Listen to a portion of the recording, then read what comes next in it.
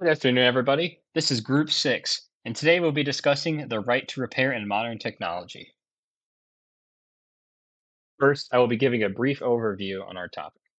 We will be discussing the background and context of right to repair, many of the key drivers in current movements, the ethical and IT specific considerations, policy landscapes, our personal recommendations, and closing insights. The right to repair means that consumers should be able to fix and maintain their own devices that they purchase. This includes phones, laptops, appliances, vehicles, and other big tech. Now, when I say repair, we include the idea of access to parts, repair manuals, diagnostic tools, and firmware necessary for functionality. Now, you might be wondering, why has this emerged as a major issue? Well, by having different solutions on how to repair people's products, it could open up the possibility for different attacks on equipment. Also, repair processes that are not authorized by companies itself have the chance to include harm on the product. This means that when someone's trying to repair their own product, they could accidentally break it. And finally, the quality control is a lot less standardized with a public right to repair. So, what is currently being done with the right to repair? Well, many US states, such as California and New York, are passing consumer repair laws.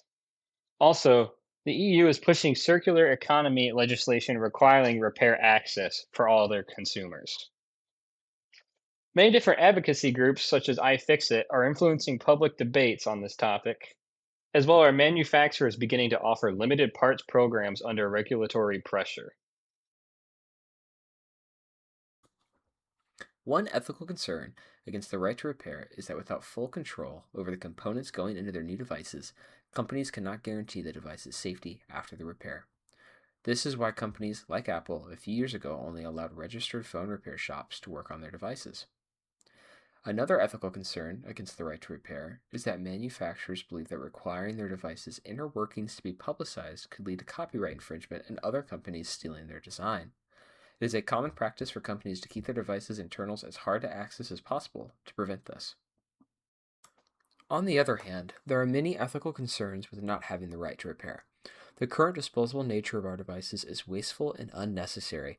Creating right to repair laws would significantly reduce the amount of e-waste produced by major tech companies, as old devices would be able to be repaired when broken, rather than just thrown away. Right to repair laws would also give consumers more options in the repair market. Before modern right to repair laws existed, companies would require you to have their devices repaired by certain stores.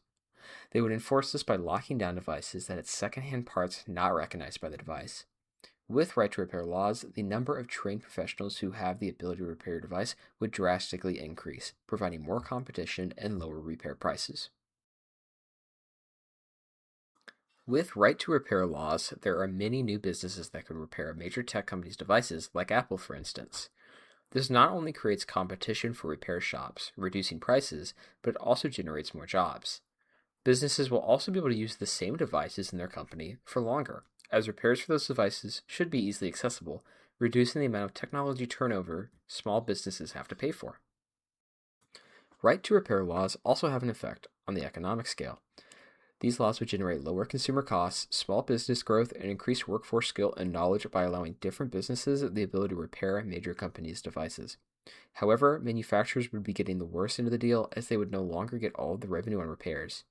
Manufacturers would also run the risk of potential legal battles if a customer gets hurt through a poor repair job.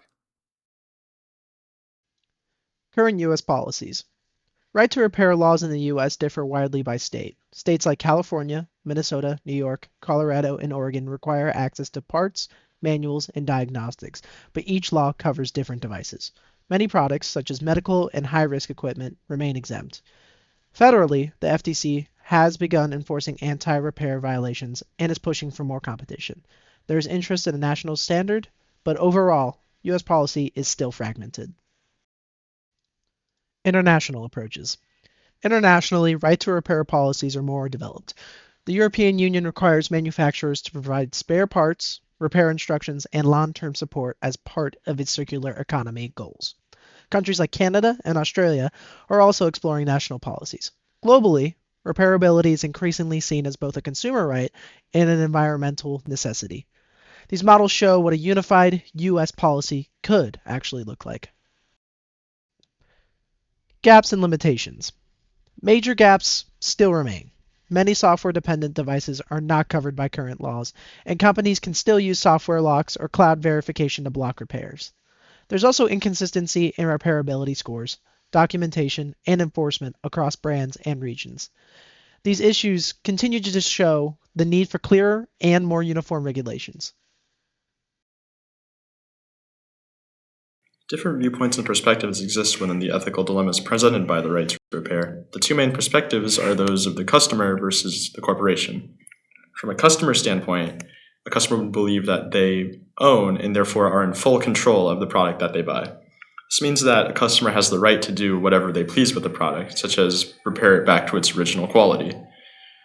In doing so, the customer is not affecting the bottom line of the company, since they had already paid for the good to begin with, and if the customer intends on keeping the product, there should be absolutely no reason for them to not be able to repair it.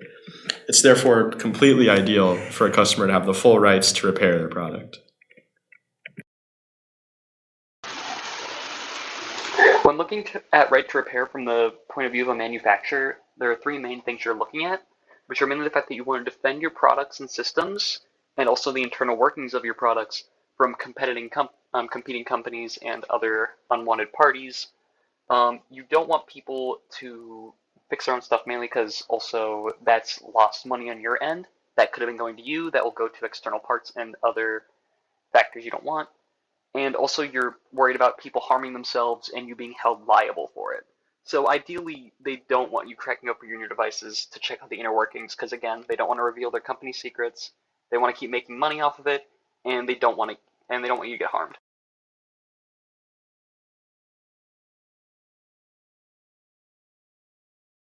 Our group tends to take the side of the customer in this ethical dilemma. Customers are what corporations, after all, are founded on, and often what companies use to stay afloat in the first place. It's therefore important to treat them with respect and make sure they have protected rights within the company. Choosing to paywall the right to repair, for example, is not acting in the best interest of the customer, as it's really just a money grab from the side of the corporation.